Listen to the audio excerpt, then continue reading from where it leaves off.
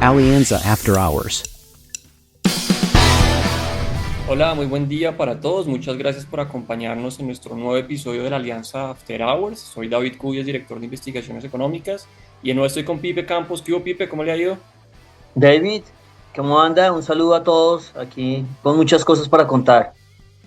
Tenemos muchos temas esta semana y yo creo que arrancar, Pipe, pues por el agradecimiento, ¿no? Porque la verdad tenemos las cifras del año pasado y nos fue bastante bien, Pipe, con el podcast. La gente respondió muy bien a este nuevo producto y el año pasado logramos unas cifras muy interesantes. Terminamos siendo los número 84 en el top de los 100 podcasts del país. Entonces, pues fue una cifra muy, muy buena ese ranking. A pesar de que arrancamos tarde en el año, porque no fue un producto que nació en enero, y en diciembre, como usted dijo por ahí, lo vi en un trino, descansábamos un poquito. A pesar de todo eso, nos fue bastante bien, Pipe. Casi Arran- 3.000 seguidores en Spotify. Sí, arrancamos tarde y trabajamos poquito. Entonces, pues sí, el agradecimiento, ¿no? Sí, buenísimo, gracias por el apoyo. Bueno, aquí le vamos a seguir metiendo toda la ficha. Eh, y hágale, recomiéndenos y aquí nosotros hacemos nuestro mejor trabajo y nos sentimos bien acompañados. Sí, total. Le decía ahorita número 84, pero cuando usted mira la categoría de podcast de finanzas y economía, la verdad es que estamos en el top 5. Entonces la verdad los resultados son muy buenos, nos dejan muy contentos y bueno, es un ánimo más para seguir con este trabajo que nos gusta bastante. Y pues yo le voy a proponer que hablemos esta semana de los temas globales y locales porque en ambos ámbitos estamos llenísimos de temas. Nuestro habitual vaso medio lleno y medio vacío. Y allí pues yo le voy a proponer que vayamos comentando cada uno de los temas porque son bastantes. En Colombia tuvimos tema de guerra comercial, o sea, la vez pasada que grabamos nos fuimos el fin de semana tranquilos, pero usted recordará ese domingo bastante, bastante movido. Tuvimos también a la CARF hablando sobre regla fiscal, tuvimos al Banrep tomando decisión de tasas y tuvimos una decisión al final algo sorpresiva. Y en los temas globales, pues ni qué hablar, habló la Reserva Federal. En Brasil tuvimos también temas movidos en cuanto a algunos pronunciamientos de Lula y pues también datos claves en cuanto a precios y crecimiento en la economía americana. Entonces le propongo que comentemos un poquito los temas locales y después nos vamos a los temas globales y allí damos como esa visión grande de alianza en cada uno de estos temas. Y arranquemos por el tema de guerra comercial. Hace 8 días que grabamos el podcast, pues nos íbamos tranquilos diciendo, bueno, y la siguiente semana va a estar interesante porque son bancos centrales y la cosa, pero de todos nos imaginábamos, menos que el domingo íbamos a tener el peor impasse comercial en la historia con los Estados Unidos, digamos, en la historia reciente, si uno lo quiere ver así.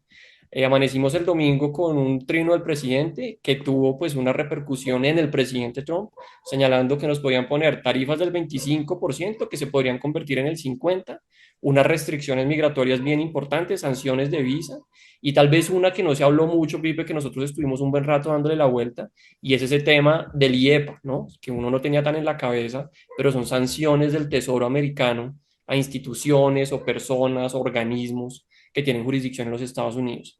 Y eso pues tuvimos un domingo bastante preocupante, al final se logró conjurar un poco la crisis, pero sí decíamos, esto puede tener repercusiones importantes en los activos y en la economía colombiana como un todo. ¿Cómo lo leyó usted? Pues la verdad fue absolutamente, era impensable, ¿no? Lo que se iba dando, un par de personalidades de los dos presidentes absolutamente voluble, como se fue dando el intercambio. Uno no se imaginaba, ¿no? O sea, realmente por lado y lado, sin embargo, pues claro, uno tiene mucho más que perder que el otro, ¿no? Estamos hablando de unas exportaciones de 0,50 del total de Estados Unidos va hacia Colombia, 0,50%, y las nuestras 28%. Entonces uno sabía que pues esto era ¿no? Burro triple amarrado contra tigre y toda la familia de los tigres. Eh, Obviamente uno puede sentir que Trump de una vez llegó a tema de tarifas como tan rápido, como tratando de aleccionarnos, ¿no? De tomarnos como ejemplo. Pero claro, ahí la verdad, pues no teníamos mucho margen de maniobra. Entonces todo subió muy rápido. Afortunadamente se calmó, realmente eso estuvo muy bien que se hubiera podido calmar al final.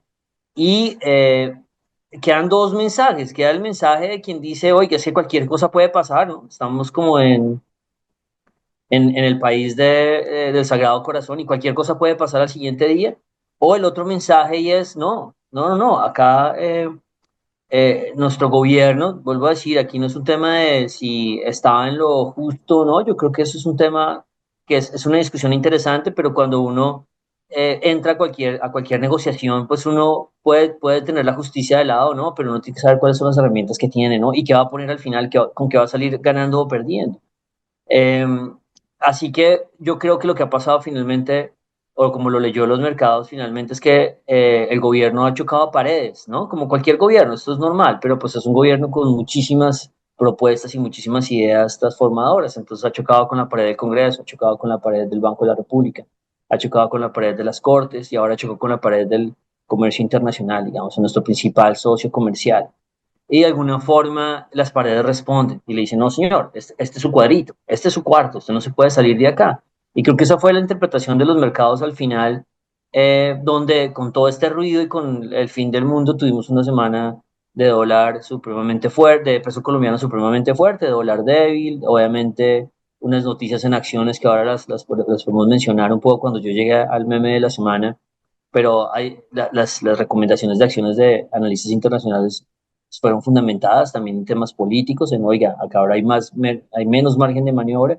Entonces, al final, fue un episodio absolutamente extraño. Como yo le digo, es dos personas haciéndose como una persona tratando de hacer bully y el otro tratando de hacerse respetar, pero obviamente absolutamente desbalanceados los dos en el nivel que lo llevaron, se calmó al final y los mercados leyeron lo que digamos finalmente es, bueno, el mercado colombiano cada vez tiene, o el gobierno colombiano puede tener menos margen de maniobra sin decir que sea ninguna. Y aquí termino con este tema y es esta discusión que hemos tenido nosotros numerosas veces con los dos extremos, con el extremo que interpreta el mundo como ellos lo quieren ver, ¿no? Ah, el dólar cayó porque lo le paramos a Estados Unidos y les pagamos, ¿no? Les pusimos nuestras reglas, que por supuesto que no es así. O el otro lado que dice, no, es que ustedes, yo no invierto en Colombia porque ustedes no saben hasta dónde se puede llegar. Y nosotros no estamos en el negocio de tener la razón. O sea, hombre, tener la razón, ¿a qué me refiero? No, es que en 4 años sí va a pasar algo en Colombia, o en 3 años sí va a pasar algo en Colombia. Uno para eso se diversifica. Por eso uno tiene portafolios diversificados todo el tiempo, porque uno no sabe el futuro. Pero al mismo tiempo, digamos que la gente comienza a dejar esas oportunidades pasar inmensas porque quiere tener la razón al final. Entonces puede que haya un trade político, puede que las acciones se doblen en precio, el dólar ya bajó de 5.000 a 4.000, y la persona que quiere tener la razón, el otro extremo, tal vez en la posición, que quiere tener la razón porque quiere, está seguro que el país lo van a acabar, digamos, en el extremo de la interpretación, también se la pasa tomando malas decisiones. Entonces, de nuevo, hay que diversificar, claro, yo no me imagino, no solo en este gobierno, y el episodio del domingo le dice a uno, claro que hay que estar diversificado, no hay ninguna otra razón, pero hay que hacer diversificaciones inteligentes y no siempre basadas en confirmar el sesgo de uno de yo quiero tener la razón y mostrarles que sí, que en 3 años va a pasar algo. Entonces ahí quedó ese balance y Colombia con 1.000 oportunidades, que esto, pues, ¿se acuerda cuando los CDTs estaban al 17% y el dólar estaba a 5.000? El que compró un CDT colombiano se ganó 40% de retorno en términos el que lo compró desde afuera, digamos, en términos de la moneda y el CDT en un año. Ese tipo de cosas siguen pasando en Colombia en ese balance que de repente, como les digo, al final en 2 o 3 años puede que el gobierno, puede que las personas pesimistas tengan la razón, pero usted está tomando decisiones de inversión o quiere tener la razón. Es como lo dejo ahí. Contando la historia de que al final los activos les fue bien, pero hay un activo que no le fue tan bien y ahorita lo nombramos cuando usted pase por ese lado. No, listo. Y yo creo que queda ahí para Colombia, pero Colombia, Pipe, fue como el sparring, ¿no? O sea, aquí fue como, oiga, arranco con esto, a ver cómo me va y nos pudieron aleccionar. Pero ojo que se vienen ahora sí los anuncios que ya venían anticipados y es China, Canadá y México. México muy importante para nosotros. Eso va a ser tan pronto como el 1 de febrero. Entonces, este fue como un abrebocas de lo que es la política comercial de Trump, que ya empieza a estar, digamos, sobre la mesa con los números vigentes a partir del 1 de febrero. Déjeme, yo me muevo con otro tema también local, Pipe, y es que tuvimos a lo largo de la semana un último comunicado del Comité Autónomo de Regla Fiscal.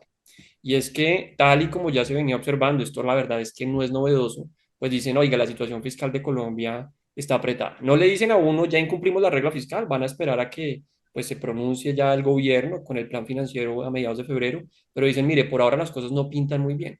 ¿Qué es no pintan muy bien? Que básicamente le están diciendo a uno, faltan alrededor de 20 billones de pesos para cumplir con los números que el mismo gobierno había dicho por allá en el marco fiscal de mediano plazo, es decir, como en junio, julio del año pasado, el gobierno había dicho, tengo que llegar a un número de déficit, tengo que llegar a un número de ingresos, tengo que tener un número de gastos, y al final en ese balance, pues en este momento, según este CARF, este comité autónomo, pues estamos 20 billones por debajo del número que tendríamos que estar, 21 para ser exactos.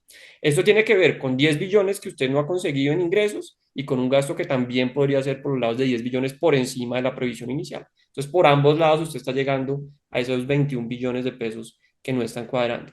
¿Qué le diría yo, Pipe? Acuérdese que el CARF se ha venido, digamos, presentando sus posiciones, ha venido comunicándose cada 2 meses, cada 3 meses, y lo que nos habían dicho en el mes de noviembre es, oiga, el gobierno va desfasado por los lados de 40 billones de pesos. Si usted quiere ver el vaso medio lleno, usted dice, bueno, antes eran 40, ahora son 20.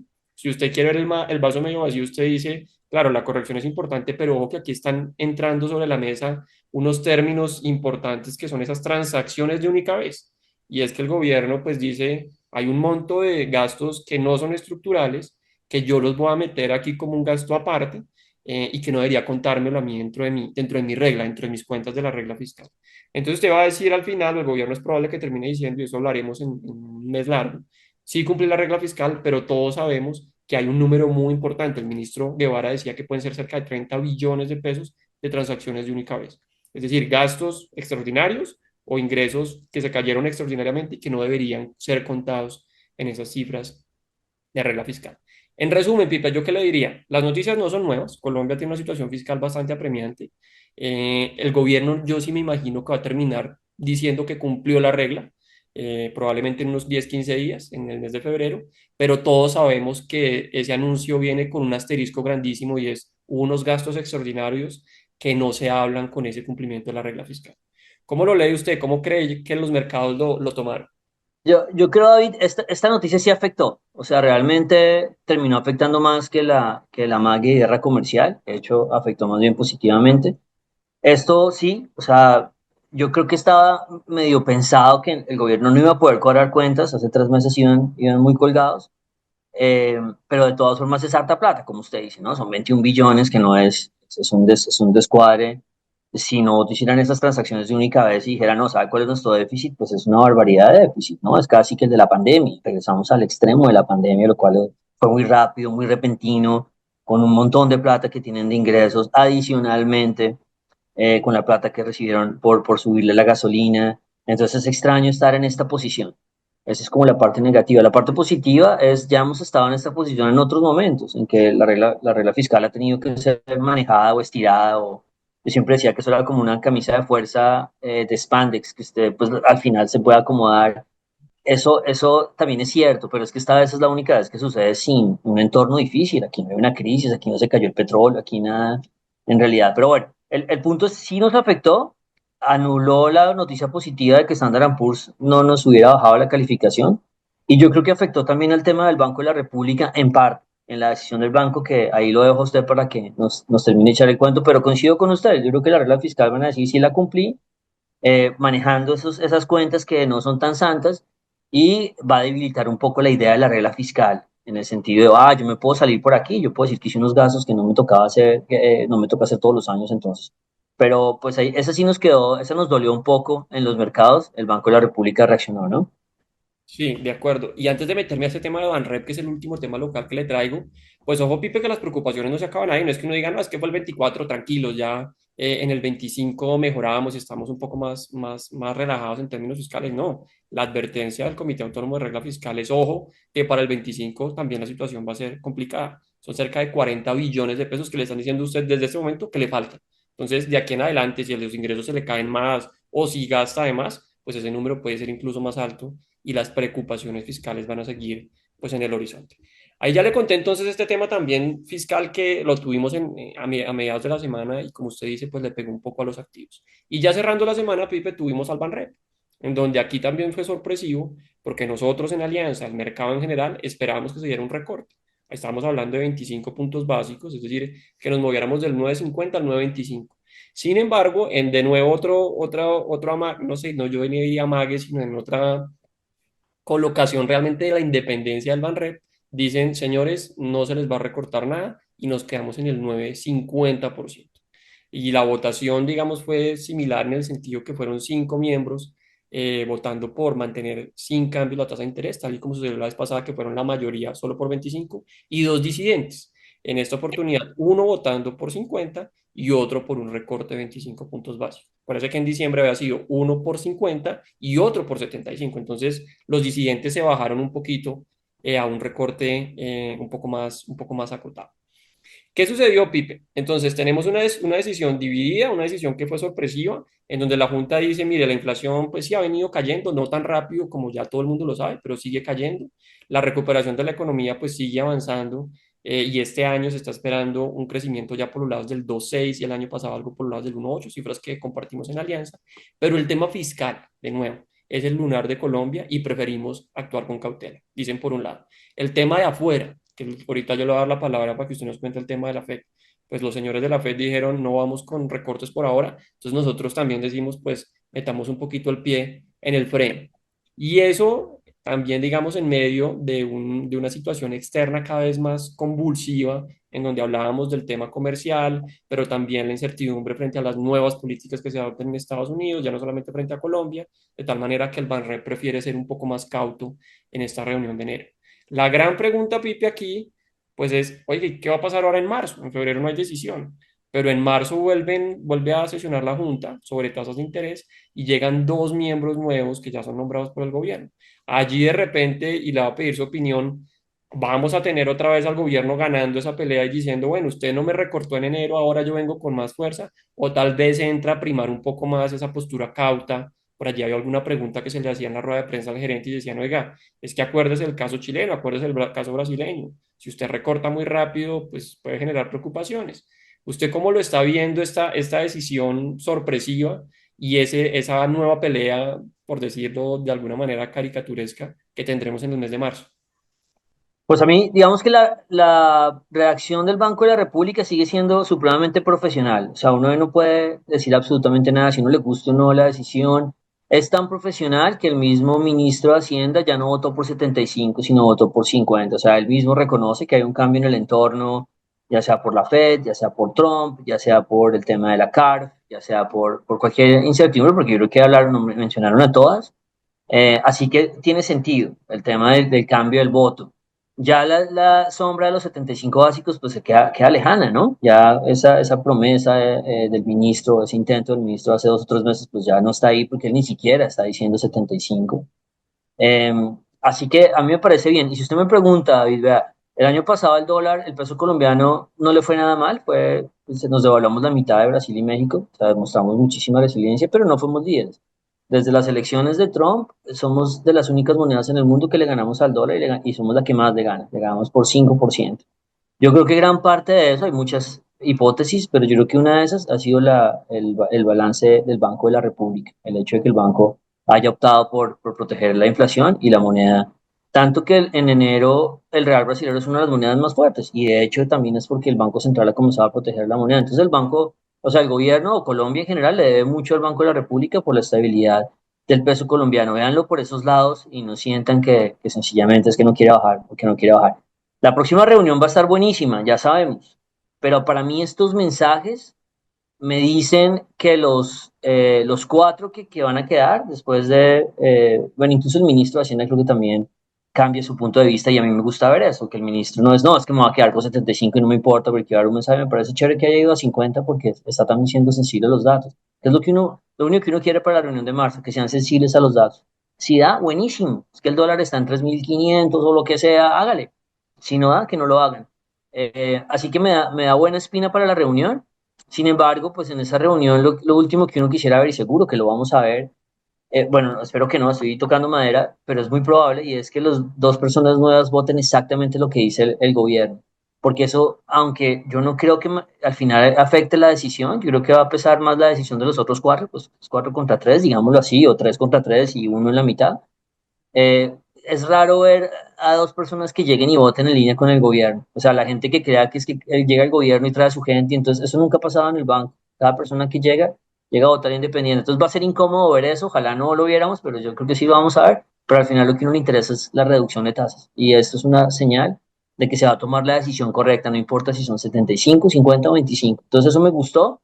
Pero bueno, muy sensible, estamos congelados igual que el resto del mundo. El mismo Powell habló del entorno global, dijo, yo no me animo a mover tasas porque estoy esperando a Trump. Entonces, así estamos todos.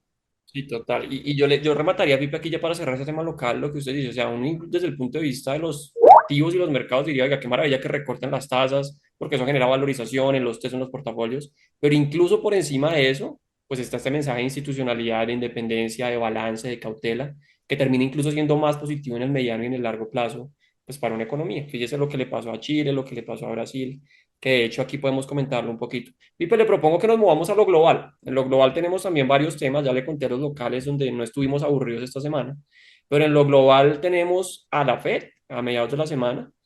Tuvimos datos en los Estados Unidos, crecimiento de inflación. Y Lula, ¿con cuál quiere arrancar usted? ¿De qué nos quiere hablar? Venga, le hago la foto general de Estados Unidos. En la foto general de Estados Unidos nada ha cambiado. Seguimos con una inflación que se ha estado estabilizando, pero arriba. O sea, ha seguido subiendo, pero cada vez menos rápido, pero sigue siendo una gran preocupación. Conocimos el PCE que subió al 2.8, era lo esperado. Tenemos una Fed que pues, está frenada y que no sabe si va a bajar tasas una vez este semestre y otra vez el siguiente, que es parece lo que está pintando. Una Fed que aparte de hablar de la inflación habla directamente ya del gobierno, dice es que queremos ver el tema de los impuestos, de los aranceles, lo mismo que podría decir Leonardo Villar en el Banco de la República. Así que la preocupación sigue rondando mucho alrededor de la inflación y de lo que venga a decir Donald Trump, ya sea el sábado, bueno, hoy mismo cuando ustedes estén viendo este video, o cuando él decida hacerlo, porque entre otras el mismo viernes llegaron noticias de, oiga, ya no va a ser el primero, ya no va a poner impuestos el primero, pero ahora sí voy a hacer va a hacerlo el primero, sí, me están corrigiendo, el PCE subió fue al 2.6. Creo que estoy hablando fue del núcleo, el 2.8, pero bueno, y la economía del 2.8. Pero el punto es, no se sabe cuándo va a ser finalmente el tema de que hable Trump y a quién nombre, ¿no? Y eso nos tiene a todos congelados, esperando a ver cómo va a resolverse esta dinámica.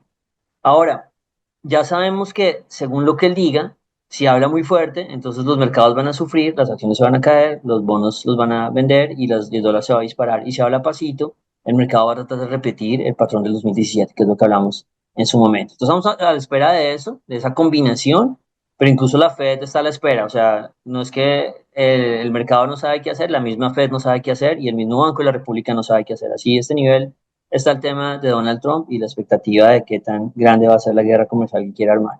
Y por ahí tuvimos el tema de Lula, una respuesta buena, digamos, una respuesta que calma un poco la situación brasilera.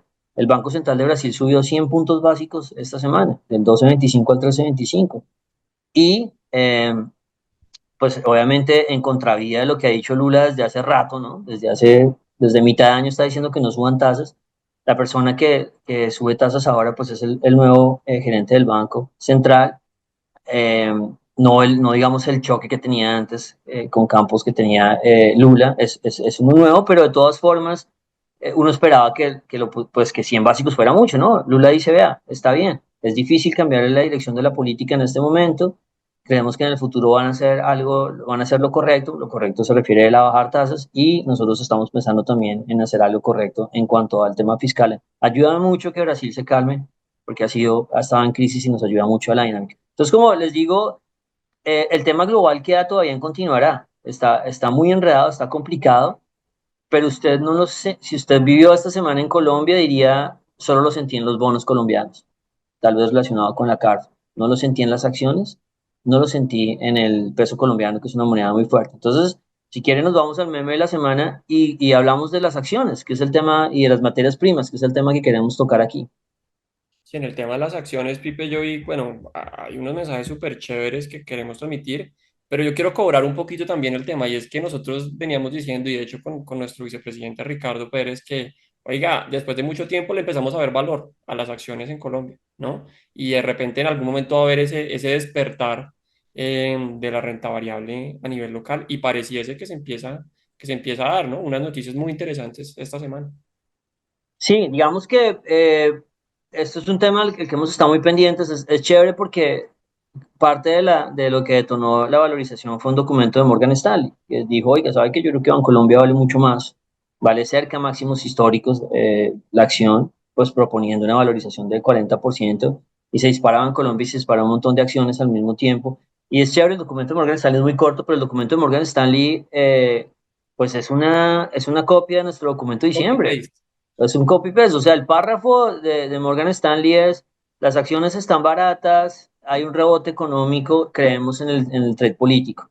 Y ese es el párrafo escrito por Alianza en diciembre, las acciones están baratas, hay un rebote económico y creemos en el trade político y lo explicamos. Entonces es chévere, obviamente siempre uno, pues lo interesante es tomar posiciones un poco diferentes y que después el mercado esté de acuerdo con uno, no tomar posiciones diferentes y sonar chévere y nunca pegarle o siempre decir lo mismo que hice. Entonces aquí la historia que quiero contar es, quiero meterme más con el tema de materias primas y conectarlo con el tema de las acciones porque también las materias primas están disparadas.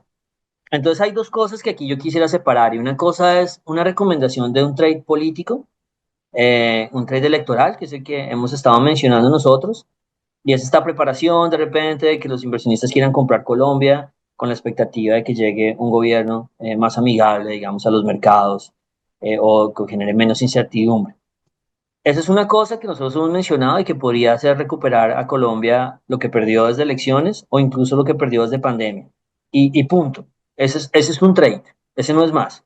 ¿Qué significa ese en la línea azul, que es la bolsa colombiana en dólares? eh, que recuperemos 20% más o algo así, ya de los niveles actuales, pensando en que lleguemos a los niveles antes de pandemia, un poquito, es un poco más arriba que antes de elecciones.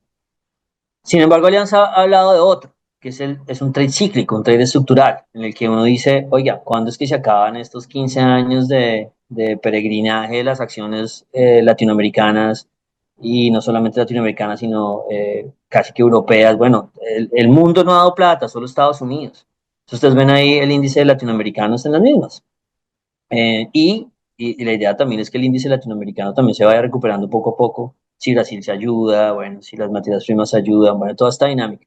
Ese no ha arrancado y la verdad, nosotros como que desde el 2013 dijimos, aquí nos vamos a meter en este mundo del estancamiento latinoamericano y desde el 2021 hemos comenzado a decir, oiga, estamos vigilando cuándo termina esto. Esto no es, digamos, hay señales, y de eso les quiero hablar ahora, pero esto no es predecible, esto debe suceder. O sea, lo que les estoy tratando de decir es lo mismo que con el trade político. O sea, hasta que un analista importante lo mencione, el mercado lo comienza a visualizar. Lo mismo va a ser en este caso en el trade cíclico. Para mí el trade electoral es 20%, el cíclico es 100%, es 200%, el último trade cíclico fue 900%. O sea, la bolsa se multiplicó por 8, la bolsa colombiana. Entonces ahí hay una plata gigante, pero aquí este no es predecible, este simplemente es cuando suceda. ¿Y qué quiere decir eso? Bueno, probablemente cuando las acciones latinoamericanas comiencen a ser máximos por encima de la pandemia. Ahí uno sabe que se está metiendo, entrando al trade ciclo. Alguien dirá, no, pero es que entonces me pierdo 30%, tengo que comprar ya. Si se compra ya, puede demorarse 2 años en llegar a ese evento. Nadie tiene el mapa de cuándo. Lo que sí es que después de 14 años en que las compañías siguen generando valor y se estanca su precio, pues los múltiplos son absurdamente baratos y no solamente en Colombia, en todos lados. Entonces quiero hablar una gotica más del tema del trade cíclico y lo voy a conectar con el tema de materias primas, que ya hicimos un podcast sobre este tema, eh, pero lo vamos a tomar desde una perspectiva diferente. Y es, vea, en este momento no es una sola materia prima la que está subiendo, son muchas. Y aquí Alianza ha explicado que lo malo es que los expertos en materias primas, igual que yo critico a los expertos en todo, ¿no? Critico a David por ser experto macro y a los analistas de acciones expertos solo en acciones, los necesitamos, pero la visión al momento de dar una recomendación tiene que ser plural, tiene que sumar a esos expertos, no sirve el man que, ¿no? que sabe mucho de Apple y sabe desarmar computadores, ese no sirve para decirle a uno qué precio es el de Apple, se necesita una visión global. Y los expertos en materias primas, pues, cuentan sus historias desde su expertise. Entonces el tipo de café habla de, ¿no? de unos problemas climáticos y el tipo del cacao dice es que hay un tema en África, el tipo del oro dice es que están imprimiendo mucha plata y hay un tema geopolítico y el tipo del jugo de naranja no sé qué dirá, y el tipo de cattle, de ganado también dirá otra cosa y cada uno no se miran entre ellos, no se hablan entre ellos, y no se dan cuenta que esto está siendo global, que estamos en el inicio de un macrociclo de materias primas que al final todas terminan siendo jaladas, todas, pero en diferente orden. Entonces uno ve al otro lado, comienza cobre a punto de explotar. Cuando explote el cobre, ¿sabe qué van a decir? Van a decir, sí, claro, es que la transición energética necesita el cobre. Y después cuando explote la plata, dirán, es que la plata es un sustituto del oro por alguna razón. Entonces siempre van a ir a la razón, digamos, como orgánica, como Claro. de su expertise, digámoslo así. Eh, lo mismo que yo, cuando yo me quejo del tema del dólar y la cuenta corriente, ¿no? Siempre los macroeconomistas le contarán a uno la historia es que es la cuenta corriente y no es. Pero bueno, entonces, esta es una foto muy interesante porque que es un macrociclo de materias primas, es una barbaridad, es algo que no hemos vivido nosotros. Nadie ha vivido, pues bueno, no, bueno, yo sí, lastimosamente yo sí, pero no sabía que está en un macrociclo de materias primas, Por eso porque no usted tiene las no. gafas. Yo por eso tengo las gafas, por eso me gané las gafas. Porque del 2002 al 2010 lo vivimos.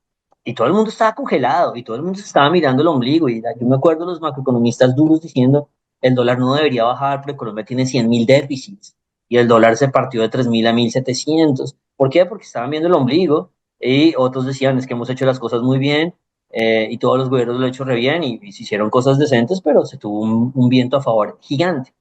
Entonces, este tema de poder estar teniendo una foto global es muy interesante. Ahora, ¿qué siguen las materias primas? Falta el petróleo, la plata y el cobre, siento yo que es como la siguiente etapa.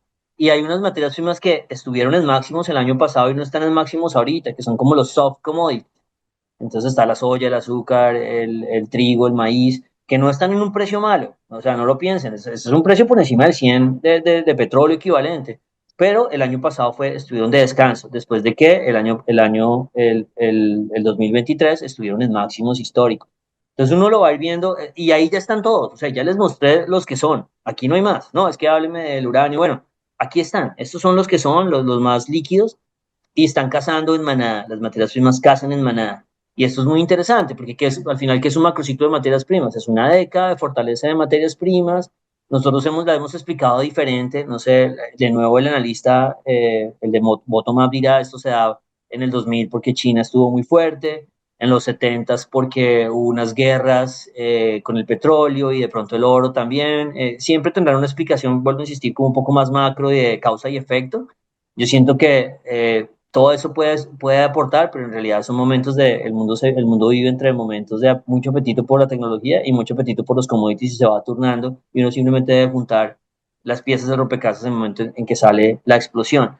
Entonces, en el siguiente gráfico, esto es un enredo conocido, que nosotros ya le dedicamos un tiempo grandote a esta relación entre acciones y oro, que es la tasa, ¿no? El índice de Standard Poor's 500 dividido por el oro. Entonces echábamos un cuento en un podcast que yo sudé porque yo dije, este cuento, no, aquí se me van a dormir por lo difícil que es. Yo les ¿Cuál mostraba has que el visto? oro, sí, o sea, yo les mostraba que el oro es igual que el Standard Poor's 500. O sea, ha tenido momentos bajo el sol, pero es que son momentos muy largos y nadie tiene tiempo de estar oyendo un man de macrociclos cuando tiene que resolver el próximo trimestre. Eh, entonces, los momentos en que la línea azul cae es cuando el oro estalla al alza en comparación con el Standard Poor's 500 y los otros periodos es cuando el Standard Poor's 500 estalla al alza en comparación con el oro. Y lo que llevamos nosotros de la reventada del Standard Poor's es desde el 2013, 2012. Nosotros usamos esto no es que se me ocurrió, yo sigo insistiendo, en el 2013 nosotros vimos que el oro se comenzó a caer y las acciones se echaron para arriba y dijimos, arranca el macrociclo de debilidad de materias primas, Colombia va a perder el grado de inversión, bla, bla, mil historias que sonaban absolutamente ridículas en el 2013 y a los 10 años pues todo terminó decantándose. Entonces, lo que les estoy tratando de decir es, el oro es el líder, el oro está señalando algo, pero también en ese podcast anterior dijimos, pero falta algo, falta que el oro realmente no esté solamente jalado por el apetito gringo y el apetito, sino que realmente comience a haber una separación importante. ¿Qué es lo malo de esta historia? Lo malo de esta historia es que esos periodos que les estamos sombreando, que es cuando realmente ha habido macrociclos de materias primas, es que a las acciones no les va bien, las acciones se estancan. y ese es un mundo bien extraño en el que se llaman secular bear markets, como mercados seculares de largo plazo. Del 2000 al 2012 no hubo plata en Estados Unidos, desde 1970 a 1980 no hubo plata en Estados Unidos, desde 1930 a 1945, 40 no hubo plata en Estados Unidos. Entonces, hay unas por otras, pero eso también son periodos inflacionarios. Bueno, tiene muchos elementos interesantes, pero lo que les estoy tratando de decir un poco es, estamos terminando de llenar las casillitas para ver si hay un macrociclo de materias primas y como les digo, no es, hay todavía que desarrollarse cosas y esa mayoría de cosas, por ejemplo, tuvieron recesiones para hacer detonantes. Entonces, poquito a poquito lo vamos armando. Como les digo, cuando arranque va a ser fluido, va a ser como lo que han vivido ahora. Y un último gráfico, aquí ya termino la historia, eh, para hablar un poco de otro meme anterior. Es que esto debería haberse llamado fiesta de memes. Porque nosotros, entonces uno dice, bueno, entonces lo que este tipo me está diciendo es que para el macrociclo necesitamos que el cobre estalle arriba y que persiga al oro. O necesitamos que el petróleo estalle arriba y que persiga al cobre y al oro, ¿no? Y ahí sí va a haber plata seguro en Latinoamérica. Y nosotros lo que mostrábamos en otro ejercicio era que desde la pandemia, antes de la pandemia más bien había una correlación muy buena entre lo que vendemos y nuestra bolsa, el principal producto de exportación y nuestra bolsa y que había una gran separación que había sido después de pandemia, digamos que arrancó, pero esto se agranda mucho más con el tema político. Entonces aquí se mezcla la crisis política y el tema cíclico. Y uno dice, porque entonces Chile no está pegado al cobre porque hay un tema político que ha comprimido. Entonces alguien dirá, no, no, de pronto hay algo más, de pronto no es un tema político, súmele algunas cosas. Yo sí creo que hubo algo después de pandemia, pero si uno mira el último gráfico y mira Perú, que lo mostrábamos esa vez, decíamos, vea, en Perú no ha habido este tema político y Perú está mucho más cerca a su materia prima. Pero Perú no ha tenido incertidumbre política porque ya mató, o sea, ya acabó con la incertidumbre política porque la creó toda antes. Entonces ya no la tiene. Entonces no hay miedo en Perú de que llegue un presidente y cambie las políticas porque los presidentes no tienen poder en Perú. Entonces, bueno, aquí termino la historia. Lo que estoy tratando de decir es, hay un trade político que está bonito, y que está arrancando y que va a coger fuerza, que de pronto se satura este mismo semestre, David, está tan rápido que de pronto ya acaba el primer semestre y ya ahí no hay más plata, porque no va a subir, ¿no? No va a subir año y medio hasta que llegue elecciones. En el segundo semestre uno estará pendiente de las elecciones chilenas. Yo quisiera ver que Chile haga plata, que Chile muestre que sí existe el trade político y que comience a llenar ese espacio con la gran probabilidad de que la candidata de centro derecha gane y que se vuelva, y que igual, si no gana, o sea, si no gana Chile y no gira políticamente, pues va a coger mucho más fuerza la idea de que aquí no va a girar. Y lo mismo al contrario, si gira, pues la gente va a coger mucha historia. Entonces, como que separar las dos cosas, trade político, trade cíclico. El primero está full, está lleno y ahí David saca pecho con su documento de fin de año porque chivió a Morgan Stanley. Y el otro no ha arrancado, el otro hay que esperar, hay muy buenas señales, hay unas materias primas estallando, otras no, esto no es un tema idiosincrático de cada sector de materia prima y hay mucho valor todavía represado en Latinoamérica que puede liberarse. Pero esto es como unas fichas de dominó, ¿vea? A mí que me gustaría ver, me gustaría ver que City va a comenzar a subir porque es como la acción más cíclica pero gringa que lleva estancada, como muchas señales de una serie de fichas de dominó, que la última es Ecopetrol y la primera es Citibank y va por Alibaba y va pasando por muchas materias primas y llega hasta Colombia. Todo eso todavía no ha arrancado, pero yo creo que nosotros todos lo vamos a ver, no sé, este podcast lo va a ver en algún momento de su curso de vida, digamos. No, listo, Pipe, no, muy interesante la verdad esta diferenciación entre lo político y lo cíclico, lo estructural allí. Bueno, no, déjeme, yo creo que ya para ir cerrando, le cuento qué temas tenemos la siguiente semana, una semana que va a ser un poco más tranquila, si lo quiere ver usted así, en cuanto a noticias macro, porque esta semana estuvimos súper cargados de datos que se esperaban, decisiones de tasas y cosas adicionales. Esperemos que la siguiente semana estemos un poquito más calmados y que el domingo no nos salgan con cosas extrañas que nos hagan trasnochar. Sí. Entonces, Ahí es importante bueno, es desempleo gringo. O sea, el desempleo gringo es un cortocircuito. Si el desempleo gringo sale estable, no hay rollo. El día que el desempleo gringo suba mucho, baje mucho, se acaba y tenemos que pasar a otra etapa de inversión. Pero por ahora lleva 5 meses quieto. sí, ese va a ser importante al final de la semana. Y bueno, no, Pipe, el tema político, ¿no? Tema de aranceles el fin de semana y que ya veremos las repercusiones en los mercados a lo largo de la siguiente semana. Y a nivel local, pues estaremos pendientes de la inflación en Colombia. Una inflación que se espera, la verdad, sin mayores cambios. Terminamos, acuérdense, el año pasado por los del 5,2. Ahora esperamos que se mueva al 5,1, es decir, una variación mensual por los lados del 0,8%. Entonces allí no debería haber mayores sorpresas. Igual les contaremos cómo termina saliendo ese dato. Y en temas ya de nuestro extra time, pues Pipe, aquí hay un par de cosas. Le voy a recomendar fútbol. Tenemos la Conmebol Sub-20. Entonces, pues allí Colombia va a jugar contra Brasil el sábado. Entonces, pues allí muy invitados todos a ponerse de nuevo la camiseta. Y usted se estaba viendo una película, ¿no? Que quería de repente recomendar. Sí, bueno, esta peli no es como la super peli, pero la verdad es divertida, yo la pasé bien. Se llama Blink Twice, tiene como 75% Rotten Tomatoes, es una historia chévere, a mí me gustan esas historias como que lo mantienen a uno tenso. Es la primera película de Zoe Kravitz, la hija de Lenny Kravitz, que pues era actriz y a la gente le gustó esta primera salida. Es como esas películas tensionantes y bueno, que no se las voy a chiviar, después se pone pesada, pero la historia es chévere. Ahora, hay una película que yo le recomiendo a la gente y me extraña que no la hayan visto que se llama Get Out, Ok. que así es 98%. Es que estaba leyendo un analista de películas que decía, pues si a usted le gustó Link to It, piensa que es buena, pues no debe tener dudas, vaya a ver Get Out. Entonces se las recomiendo las dos, Blink Twice y Get Out. Get Out sí es como, es otra onda, pero es muy, muy interesante, es muy chévere. Véansela, el que no se la ha visto, véansela, están en las plataformas las dos y coméntenos, díganos a ver si les parece.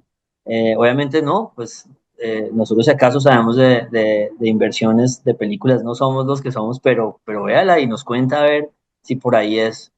A mí me divirtió. Ok, ok, bueno, no, listo, quedan anotadas esas dos recomendaciones. Listo, Pipe, yo creo que lo dejamos por acá. Agradeciendo de nuevo a quienes nos ven, quienes nos escuchan, por posicionarnos el año pasado en ese ranking dentro de los 100 podcasts más oídos del país, como les decía, dentro de la categoría Finanzas y Economía Top 5. Agradecerles de nuevo e invitarlos pues a que nos sigan acompañando cada fin de semana con esa información, con sus comentarios, con su retroalimentación, pues para seguir mejorando este programa. Sí, listo, David, y feliz fin de semana a todos y bueno, nos vemos el otro viernes cargados de información. Que estén muy bien. Alianza Gracias. After Hours.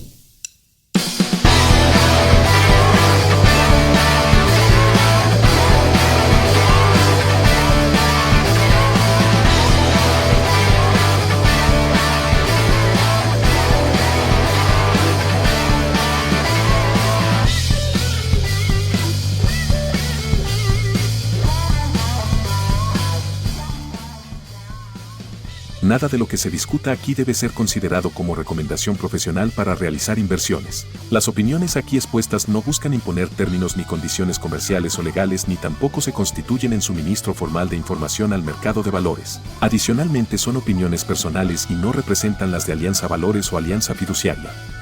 Se recomienda consultar con un asesor comercial que entienda sus necesidades de liquidez, horizonte de inversión y perfil de riesgo antes de invertir en mercados financieros. Escuchar el podcast de Alianza puede tener efectos secundarios como ser muy sesgado en dólar, ver figuras técnicas en la naturaleza y hablar de inflación en reuniones familiares.